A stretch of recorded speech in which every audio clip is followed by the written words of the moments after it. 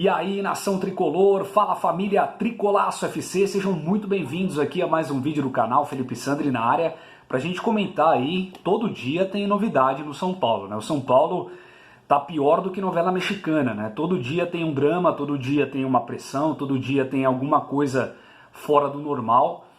É um caldeirão que a gente vive, é um clube que tá passando por uma ebulição a todo instante, a todo momento, e a gente tem que vir aqui para a gente comentar a respeito disso, porque tá complicado. O que está acontecendo com o nosso São Paulo?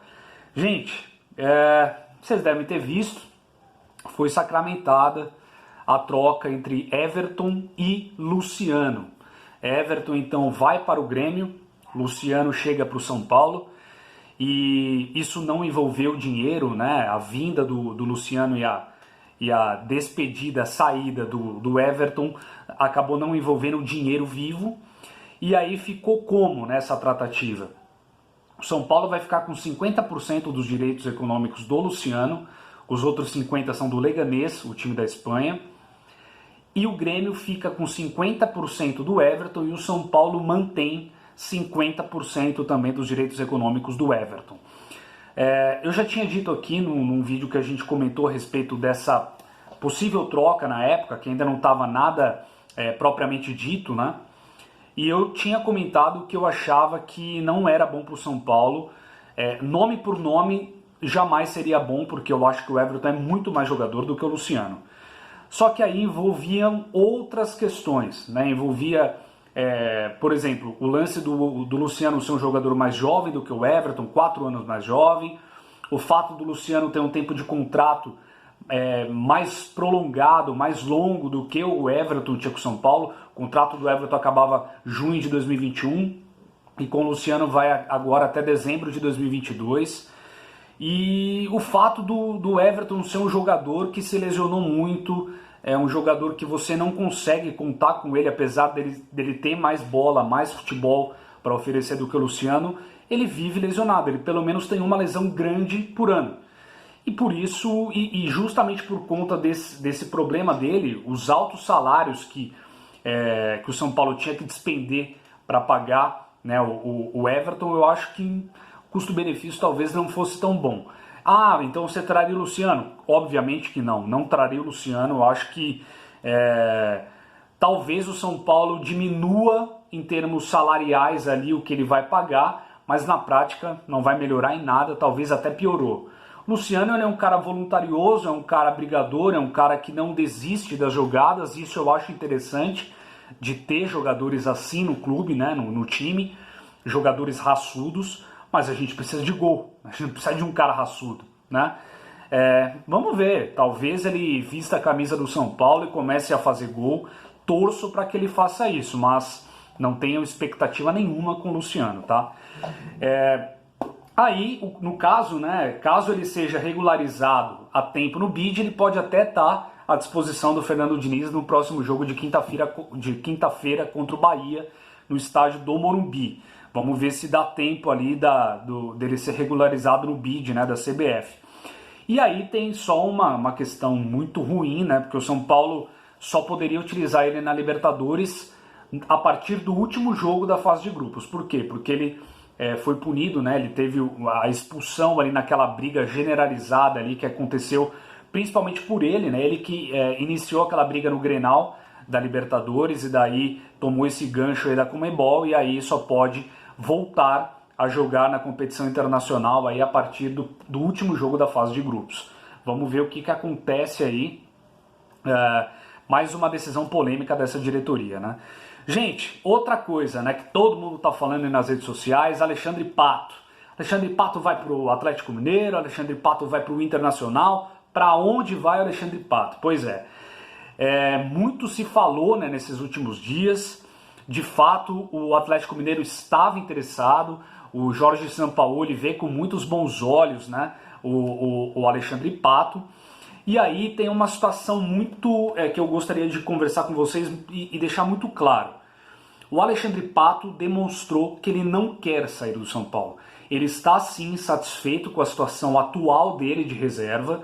Ele entende que o Fernando Diniz talvez esteja sendo muito rigoroso com ele, né? De fato, ele não entrou nos últimos 2 jogos de Campeonato Brasileiro aí, ele nem entrar ele entrou, né? Carneiro passou na frente dele, Paulinho Boia na briga, 250 jogadores na frente e ele nem ser escalado ali para entrar no segundo tempo, alguns minutos, ele nem isso teve. E aí ele ficou bastante chateado e tal.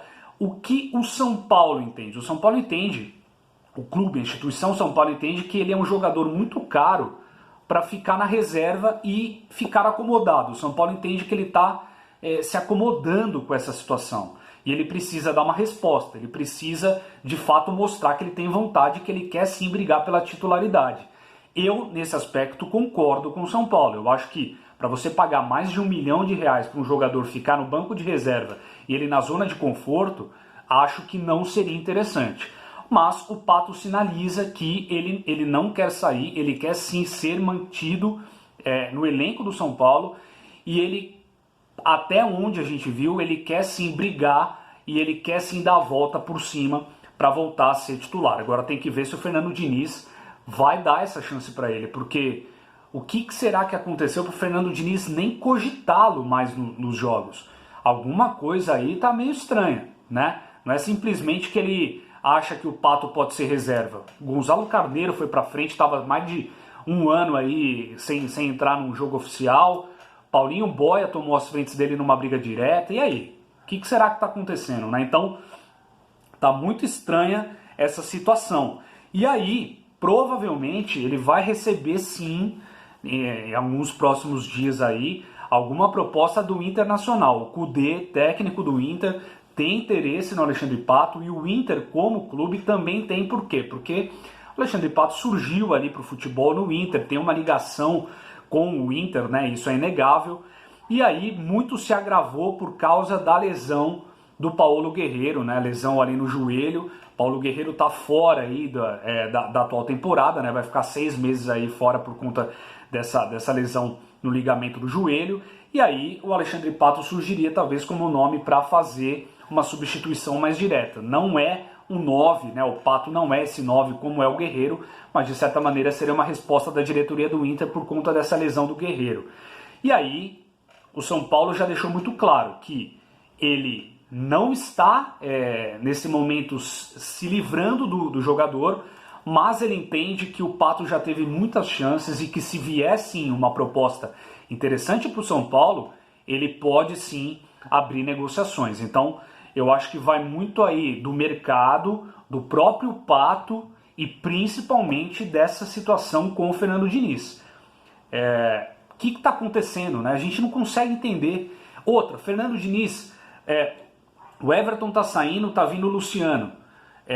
Teoricamente, o Luciano está vindo por um pedido do próprio Fernando Diniz. Alexandre Pato não sendo colocado nos jogos. E o São Paulo deixando muito claro que se vier uma proposta ele pode sim vender o Pato.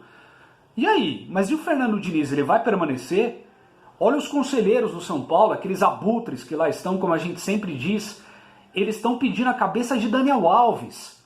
Estão pedindo já a cabeça do Fernando Diniz e até concordo, o Fernando Diniz não pode mais ser treinador do São Paulo. Mas olha o planejamento, está tendo uma debandada de jogadores do São Paulo, saindo do São Paulo, teoricamente com planejamento contando com o Fernando Diniz, sendo que nem o Fernando Diniz a gente sabe se vai permanecer ou não. Então, olha que ponto que chegou o São Paulo, gente. Olha a situação caótica que chegou o São Paulo, né? É inacreditável isso.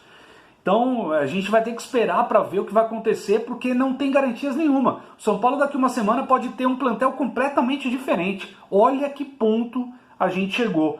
E por último, que eu queria conversar com vocês é do Profeta, não o Hernanes, é o outro, que pode estar de saída, né? Como a gente disse, o presidente do Redina lá tinha muito interesse no Profeta.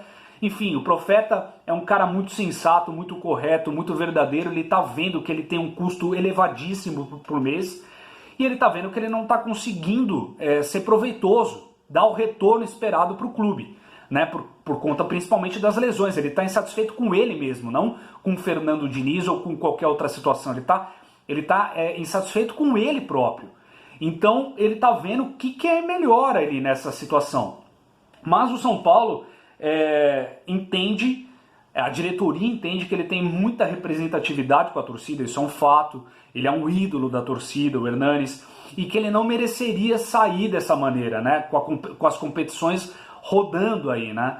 Então, e principalmente por conta de ter Libertadores, ter Copa do Brasil, ter Campeonato Brasileiro, ele entrando, né, em forma física ali, de fato ele conseguindo melhorar essa questão da lombalgia dele, ele ficando 100% fisicamente, ele pode ser importante sim para o elenco, porque ele é um nome de grande peso, né, para todo mundo ali. Então a diretoria entende que vai tentar mantê-lo pelo menos até o final dessa atual temporada, que provavelmente vai ser até final de fevereiro do ano que vem, e aí a diretoria entende que a partir daí pode sim fazer uma grande festa de despedida do Hernanes e tudo mais, vai tentar mantê-lo e segurá-lo nesse sentido. Tomara que ele consiga ficar apto fisicamente para poder contribuir e ele se ver como participante, né, deste projeto aí do São Paulo. Nesse ponto eu estou com a diretoria, acho que não deve vender o Hernanes nesse momento, por mais que ele seja caro e por mais que ele esteja com esses problemas físicos, o Hernanes é um ativo do clube, ele é um cara muito importante dentro e fora também das quatro linhas. Então eu acho que nesse ponto específico, olha só, o primeiro ponto, hein, que eu concordo com a diretoria de São Paulo, eu acho que tem que manter o Hernanes sim, tem que fazer de tudo pelo menos para ele ficar até o final dessa atual temporada. Vamos ver o que acontece, mas o São Paulo, gente, é um barco à deriva. Aqueles conselheiros lá pedindo saída de Daniel Alves, pedindo cabeça de Daniel Alves. Daniel Alves, gente, ele é parte da solução do São Paulo e não da derrocada do São Paulo. É isso que as pessoas têm que entender. Já que trouxe o Daniel Alves, já que está pagando esse salário, tem que fazer com que ele seja parte integrante da solução e não do problema. O problema são eles, esses desgraçados desses vermes, desses conselheiros que lá estão. Né? Eles são boa parte do problema e não o Daniel Alves o problema. Enfim, quero muito saber a opinião de vocês, mas tá difícil, hein, gente? O São Paulo parece página policial, todo dia tem notícia, tem bomba, tem polêmica. Eu nunca vi, cara, que maré que a gente tá.